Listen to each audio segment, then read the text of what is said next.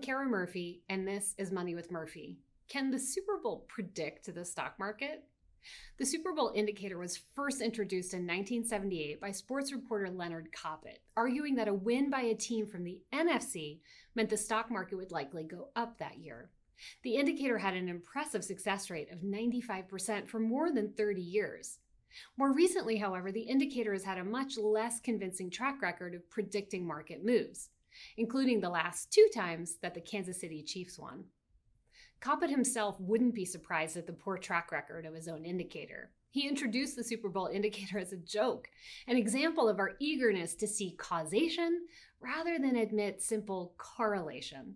It's much more interesting to believe that a football game can influence the direction of the stock market than it is to simply observe that sometimes football and the market move in the same direction.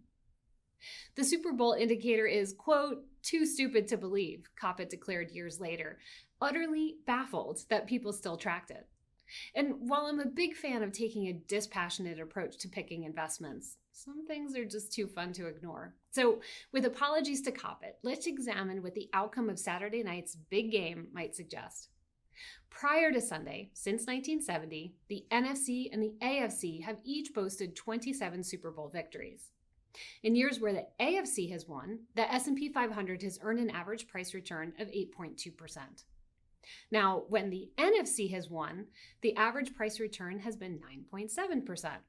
Both favorable sets of returns, but a little less impressive for the NFC. That said, we can take this admittedly silly exercise one step further. The Kansas City Chiefs have won the Super Bowl 3 times, not including the most recent one, since 1970. In those years, the S&P 500 has earned an average price return of 13.5%. Impressive, but the 49ers have won the Super Bowl 5 times since 1970, and in those years, the average price return has been even more handsome at 19.2%. Now, markets change, and a new variable has entered the equation that Koppett could not have predicted: Taylor Swift. It may be time to release Taylor's version of the Super Bowl indicator. Until next time, invest wisely and live richly.